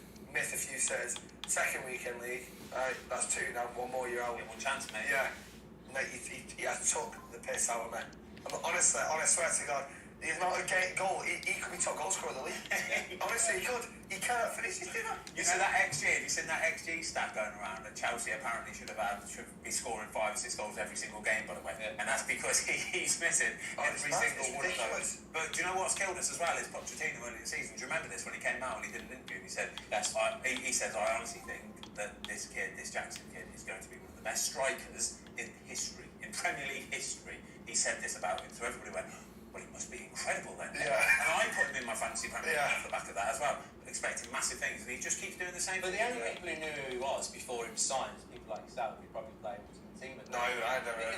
No idea. I mean, I'd heard of him a little bit, but that's the whole point, isn't it? Yeah. You know, you don't go buying a striker from Villarreal that no one really knows about. Do you know what it does? It just goes to show that if you can get somebody that can put the ball in the back of the net, this is why Erling Haaland, when they signed him last season, every single person on this earth knew that if Manchester City signed Erling Haaland, it was game over. Everybody knew. And to spend, I think he spent 70 million, to spend 70 million to guarantee that he's going to do it and smash it and be an absolute beast is a snip, isn't it? A bargain. Everybody should have been looking to try and do that, right? How do you spend £1 billion in 12 months and not go to Napoli and say there's £130 million for Osman?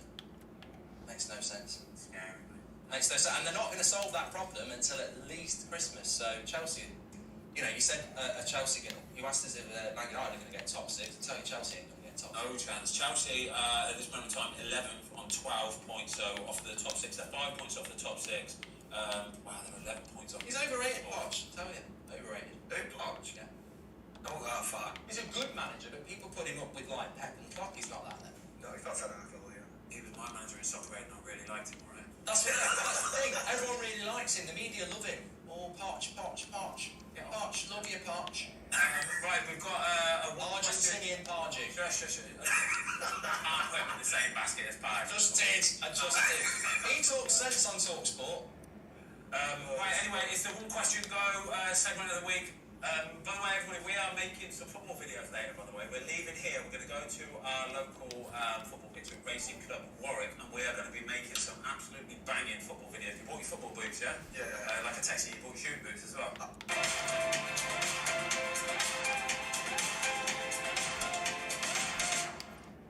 Stop paying for air. We're using the smart air pump to inflate all these tires called the Air Moto. This bad boy here can inflate any tire, flat to full, in up to 10 minutes. Want to see it working its magic? Then check this out. So they stink though for some reason. It's not what you do football boots. As a pro, how often do you change your boots? I don't change it very often at all. Yours smell as well? Yeah, they stink. Yeah, okay, good. Yeah, they stink, but I ain't changed Not them some for league players, that's all. 3 or 4 months. Oh, wow, okay. Yeah, 3 or 4 months. Did you know that John Terry used to change his boots once in the warm-up? At the end of the warm-up, he'd wear a new pair. First half, he would wear a new pair, and then second half, he'd wear a new pair. He must have leather feet because I hate hairs again. Yeah, that's ridiculous. It hurts my feet when I have to wear them in. Yeah, me too. How often did you change your gloves? Probably every game. Okay. Once a game. That for the grip? For the grip, yeah. Think of the trees. Environment. Yeah, just look at that. Plastic gloves every game. Where's latest? Trees. Because Plastic. Yeah, so let's recycle. I think they use the city seats. Or fans. Or fans, yeah, that seemed better. Right, coming in, Morgan, give it a... Let's go. Oh, I nearly saw it. Right, which English football club used to play their home games at Goldstone Ground? The gold where? The Goldstone Ground. Wolves. York.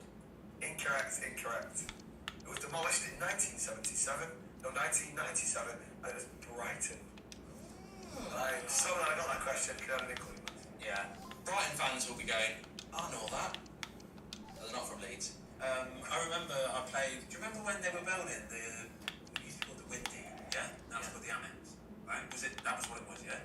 I remember when they were building that, I played... When I was at Watford on loan, when I was younger, they were building it, and we played on a horrible thing, like pitch away at Brighton, and it had a running track around it. They had temporary something brutal. Chris Eagles, remember him? From halfway. 1-1 now. Fantastic. Anyway, let's go. Everton. Daichi. I love Daichi. He slowly turned it round. I love Daichi.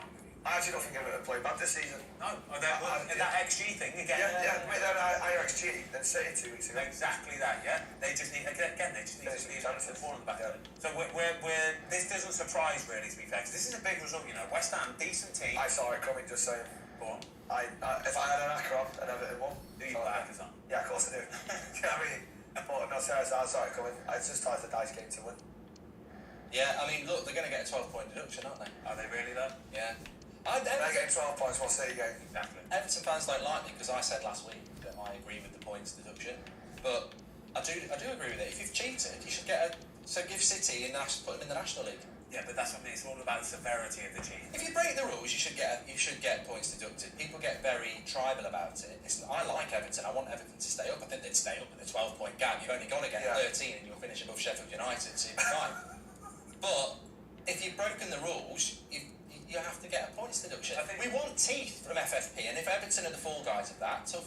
If it's Man United, tough. We just need a bit more information, though, right? Yeah. Before we jump to conclusions. Yeah, I don't know whether they're going to get one, but if they have done it, they should get points deducted because I tell you what, you can't compete with Man City and Newcastle if you don't have financial fair play. Everton up to 15th. I actually was buzzing for Everton winning this actually because obviously Bill Kenwright passing in the week as well. It was kind of like, what's the word? Prophetic? Is that the word? Prophetic. Fitting. Anyway, it was very fitting that Everton went and won that game. West Ham, on the other hand, though, 9th in the league, 14 points. I think there's something like 4 or 5 games or something. Jamie, back me up on this one. That they have not won a game in now, so they're kind of on a little bit of a slide. But there, but Europe. Calvert-Lewin for England. No, I'm not sure about that. I'd say he's a good player. Ollie Watkins has gotten ahead of him by far now, for sure, right? Yeah? Yeah. We agree with that? I agree with that. United could do with an Ollie Watkins, to be honest with you. Okay, Bournemouth versus Burnley. Bournemouth first 3 points of the season. Once again, VAR, massive miss. Did you know that they took 5 minutes to check Jay Rodriguez's offside goal? Who wins that? If you're a Bournemouth fan, you're waiting to know if you're still in front. If you're a Burnley fan, you've travelled all that way, you think you've got a goal, and then, you know, even when the goal wasn't given, the Bournemouth fans sort of went, it's just who wins? You can't have that. No, the 5 minutes ridiculous. It's absolutely ridiculous. Listen, even just as players, like, you stood around for 5 minutes. Yeah, not knowing what's going to go on. You start to cool down. You lose all, like, if the game could be buzzing at that moment. Yeah, you know what I mean? Absolutely buzzing. It kills all the atmosphere. The fans, everybody's just thinking, like, I saw Vinny Company's interview afterwards and he was fuming. Absolutely fuming, and rightly so. But you don't see any of the column images in the papers, or you don't hear it on Sky or anything like that, because it's not a Man City, or it's not a Man United, or a Liverpool, or an Arsenal. Because it's Burnley, because it's Bournemouth, it won't get talked about. But it's just as important, because in their world, in Burnley's and Bournemouth's world, it is everything. It is absolutely everything, isn't it? This is why I agree with you. Just get rid of it. Let human error be the thing. If they make a mistake, cool. Deal with it. Sweet as a nut. But massive win for Bournemouth. Brings them out of the top 3, 6 points now in 17th. And Burnley, 19th position, 10 games played, 4 points. Bottom 3 this year is going to be the 3 teams, isn't it? They've got promoted. Yeah, I'm glad to see Burnley do this. Really, I am. And I am because they kicked me out because I had. Do you remember? So I went to the Burnley game, but I was in the home end because I couldn't get a ticket. How'd you get into home end? I just got a ticket. Yeah. But I was meant to be in the away end, but I couldn't get in. So I had to go to the Burnley end. First half fine, then everyone realised he's a United fan. Started getting, I'm going to kick his head in and all that. So if they were winning 1-0, they wouldn't have been bothered, would they? So no, I only get relegated. Honestly, I did. I'm Vincent Company's the manager. Did they just recognise you then? What? No, it's funny story actually. Lovely. Yeah, I was, yeah. the way I got recognised was there was a ginger guy stood next to me, and there were a few people who had already come up to me and whispered, like, I know you're a United fan, but I'll let you stay. Anyway, this guy comes out of the thing, and he looks at this ginger guy and goes, fuck you, it's Angry Ginge. Then turns around to me and goes, fucking hell, it's Angry Ginge. And then everyone realised, like, oh, I did not need that. It was funny to be fair. It's the actual Angry Ginge. Yeah. What's that like for you? So if you go to football matches, even if you're going to a Man United game at home, are you getting absolutely peppered by people? Yeah, I mean, the first one that I started getting overwhelmed because there was like too many people. It was the Carabao Cup game against Palace. Yeah. I think it took me 20 minutes from the front of the stadium to get just to the Munich tunnel. And it was like, so now they put a snood on and stuff like that. I don't mind getting photos, but it's just like, I think minimum they say it's a bit like zoo type. Yeah. Do you know what I mean? I don't mind getting photos, but it's just that minute. Yeah. The thing that annoys me is the people that don't even watch you or know who you are. So I have this 65-year-old Asian guy come up to me, get a selfie, but you don't watch my content. Yeah. You know what I mean? He even say to you, who are you? Yeah, that's what I mean. Get a picture anyway, and you're like, no. Yeah, that's what I mean. It annoys me, but it is what it is. I wanted to get one of those contactless things and say, you can have a picture. Yeah, it's for £5, please. Little PayPal tap. You think you're more than a fiver? Tenner. Yeah, how much you charge a cameo? I think it's like 50. Is it on Cameo? Yeah. Of course it's on Cameo. I'm not on Cameo, no. How much you charge? 50 quid? Yeah. A video? Yeah. Oh, mate, did you see his car that he rolled in today? Range Rover. Massive. Range Rover Sport, brand new. I did a video with him about 3 months ago. He was in a fucking little tiny thing. He stepped his game up now. All the YouTube money started coming from. That's where he's getting it all from. Happy Ginge. Who are we talking about here? Spurs, Burnley? Yeah. Did you see the billing Wildy, where he's logged Trafford in his own half? I think Trafford should save that. Yeah, Trafford should save it. Yeah, he'll be really disappointed with that. He saw the threat. He's backtracked quickly as can. I don't know what he's doing out there in the first place. No. It's like he realised a split second too late as well. He's backtracking, but he still managed to get a full hand on it, and he just didn't really do much with it. And I think he'll be good. He'll know that he should have saved that one. But it's the way that Burnley played though. They played this front-footed, this crazy high work at times, and it's trouble because teams are going to pick you apart if they know that's what you're going to do all the time. Do you know what I think should have been said as well? See Jude Bellingham's first goal? Oh, I think should have saved it. I think it's a great point. I think he should save it. Yeah. Again, he'll be absolutely gutted he hasn't saved that. He's had plenty of time to see it, and he's got there, again, full hand on it, and just hasn't made a save. Great point. Harry Kane was good.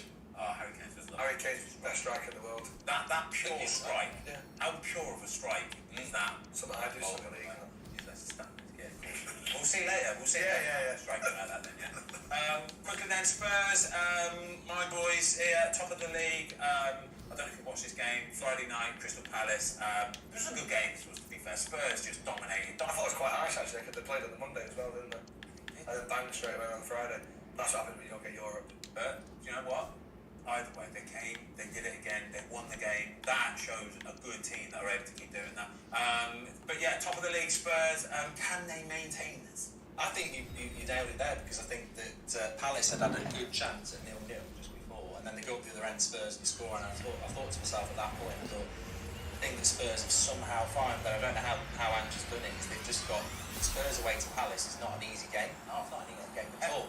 And they go in there and winning those sort of games. Fulham at home, I don't know how he's got them doing this, but they're basically in they're in a title contender form from being crap for the last 3 years. So you got to give them credit. I hope he can last because we're not winning the bloody league, and I don't want Liverpool, Arsenal, or Man City to win it. So I really hope Spurs can keep it up. I wrote.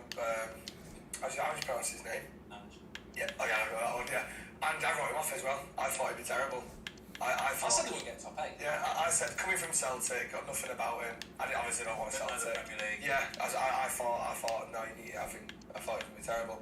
So I'm actually really glad he turned it around. Yeah, I love it. Yeah, I'm with you. I totally agree. Not everybody loves him. There's a massive. Are you confident with him coming in though?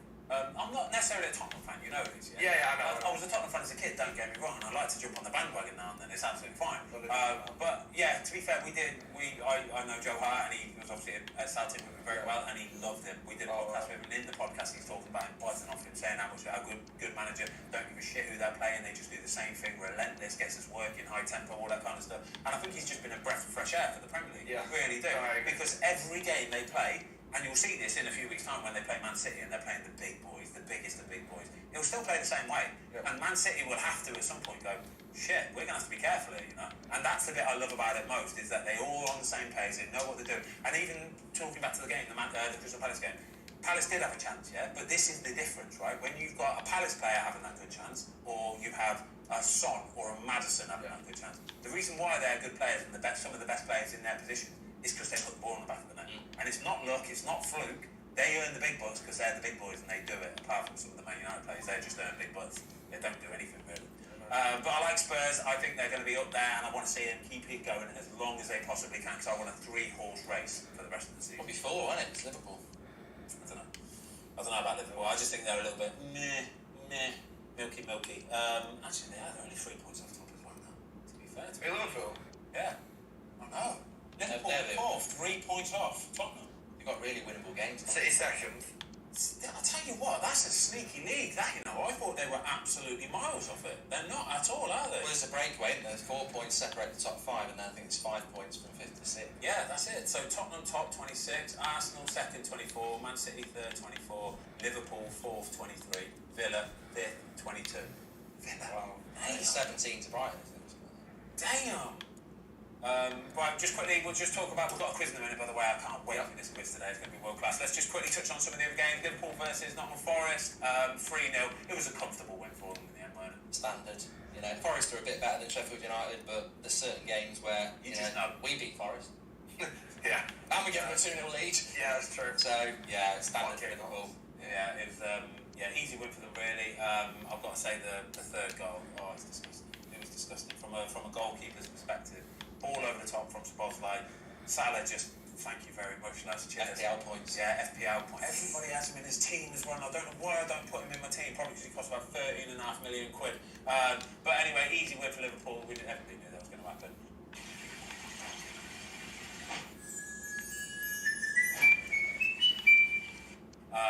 Who else was it? Villa, Luton, again. Same thing, isn't it? You just it's 3 points, isn't it? It's amazing. Like I say, if you're doing accumulators, you're putting Liverpool in, you're putting Villa in, you know it's going to happen, it's absolutely guaranteed. Villa up to 5th, by the way, they are going to be in with a shout this season, they carry on like that, because their home form is phenomenal. I think it's 13 or 14 home games in a row now they've won, and they beat some big boys at home as well. Big boys at home. Very, very impressive. And that's it, lads. Brighton Fulham, just got to touch on that. Brighton should have won that game again. Playing out from the back, silly goal, but Pelina scoring a goal is a right kick in the nuts because he should have gone. I don't know what VAR's looking at. Again, I just don't think they played the game because you don't lead with your elbow like that accidentally. He's absolutely whacked him one. Players stayed down. I don't know what they're doing in the bit. You've got Michael Oliver going looking for penalties at Old Trafford, and then you've got VAR going, passes for crisps. You know, they're not. He's on the floor. Why is he on the floor? Oh, he's gone like that. Play on, it's fine. It's incredible. Like they're busy doing and then he goes and scores the bleeding or something, or shopping or something. Christmas is coming up, you know what I mean? It's horrible, isn't it? I think if they didn't have VAR, I think the referee would actually have actually watched it, but that's what they did. Yeah, I sent him on. Well, it's great actually. I was doing a show on Sunday night, and a Wolves fan rang in, and he said, "Why have they stopped sending referees to the TV screens? They're hardly ever sending them anymore." And when you send them, the screen. The thing that annoys me as well is when as soon as they go, it's guaranteed you're getting the other thing. Yeah. Like Paul Tierney yesterday, you should have looked at that and gone, no. I thought he was. He took his time. Yeah. He was looking at it, and I was like, you just know exactly. You might as well not even send it over to them on it. You might as well just go ball penalty. Yeah, simple as that. Yeah. It's just so annoying because there's no democracy there. It's whatever VAR says goes. quick stat about. I've just seen that. I love this guy. You can say because you got him in your fantasy Premier League team as well. Yeah, I put him in a fantasy Premier League team. Evan Ferguson, 18 years of age. He's the first teenager to score 10 plus goals in a single season since Rooney. But he took his goal so well. It's one calendar year, not season. I was getting too excited, but it was a lovely finish. He takes it in, ball into feet, hurls it, not much pace. You know what? It was because he took it so quickly. The goalie's thinking, well, he's not going to be able to get much pace off this, but he does. He generates so much pace with such little backlift. That's the reason why it goes in the corner. It's a lovely finish. You ready for the quiz? I'm ready. Ready? Yeah, let's go. All ready then. All ready. Come on then, let's go. Let's have it. Quiz time.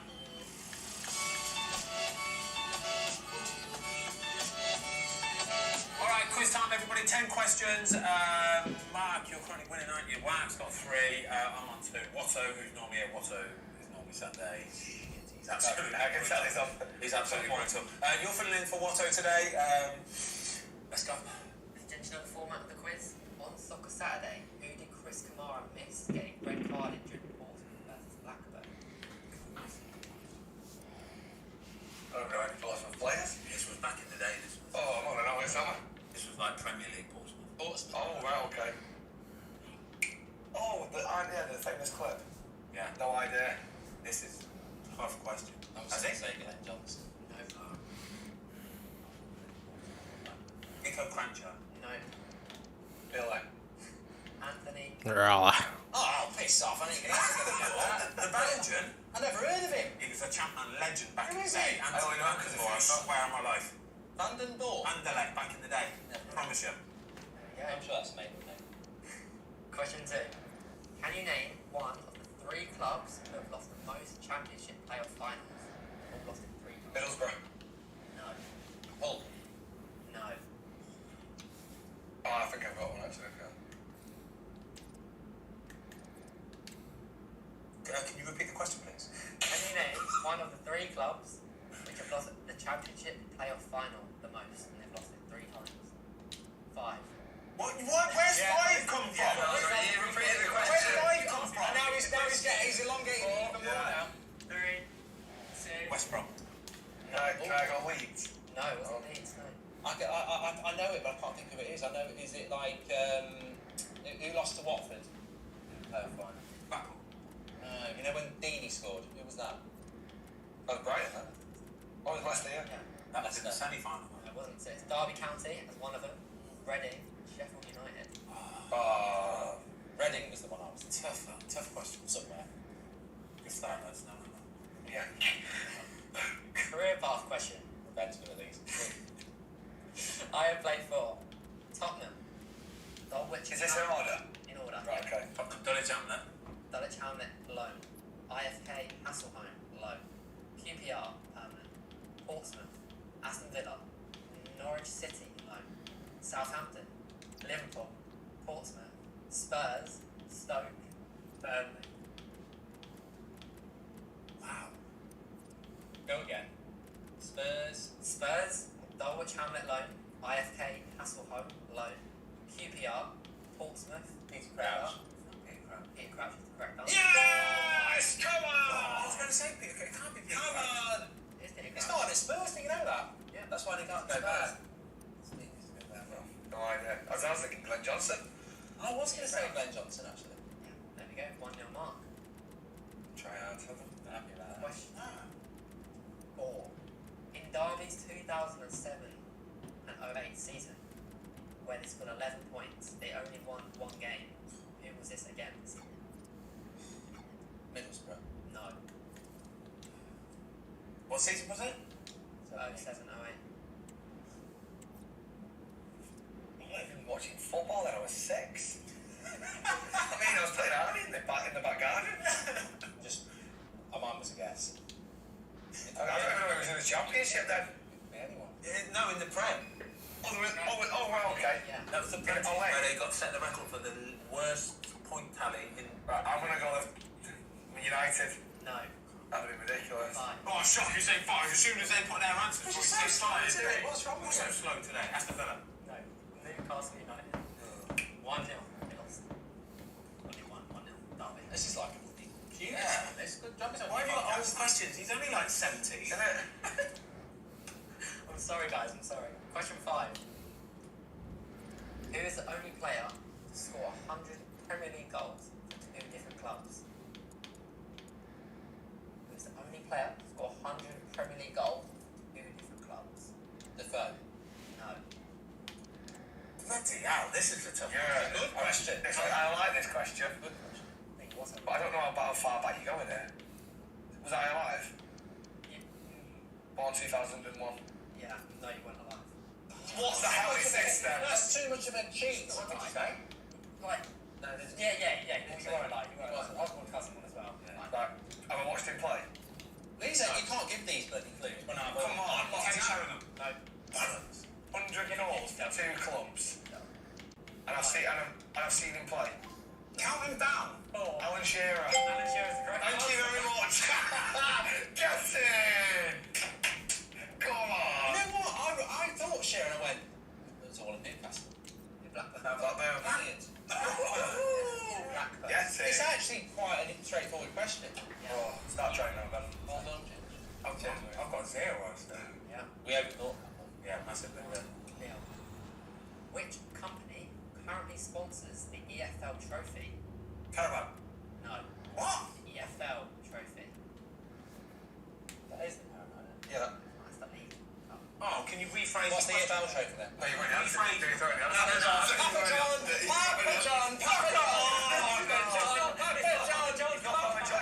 not Papa John. That's what I was going to say. I was trying to get it rephrased. Right, now, can we get the question again, please? Read correctly.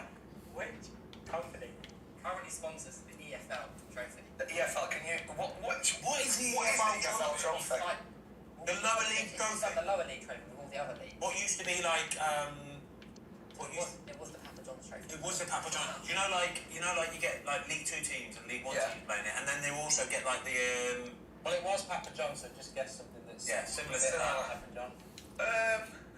It's not... It's not going to be something massive like Yeah. Carling. Right, so you got Papa John, it's not that. It's not Carabao Cup. So I'll just go. Pepsi Max. No.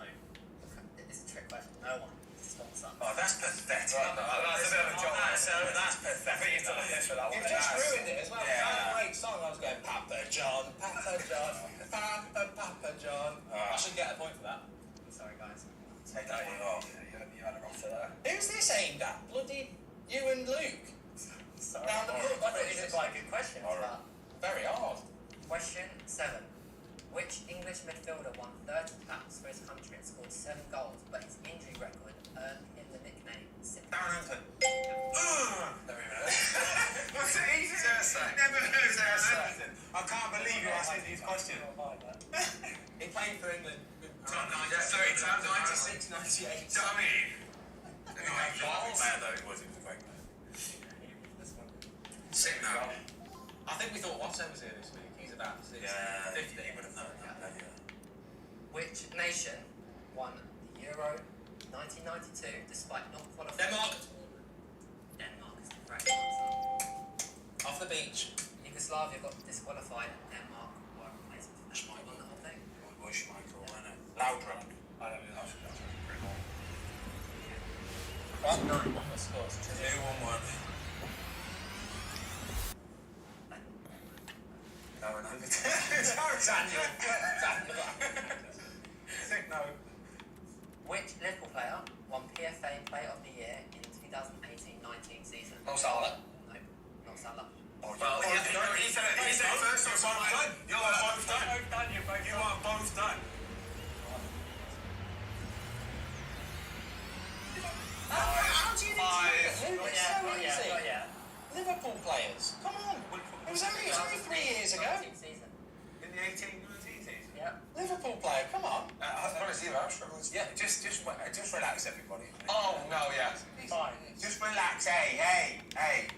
No chance. You do not get to do this, all right? Just relax yourself a minute, all right? Can you rephrase the question for me? You can't think of a Liverpool player other than Mo Salah who might have won Player of the Year. 3. Oh, my God. You're a rotter, You don't deserve it. No, wait, rephrase the question. I can't even hear it. Which Liverpool player won PFA EFA Player of the I want to get here, Lionel. 19 season. 5, 4, 3, 2, 1.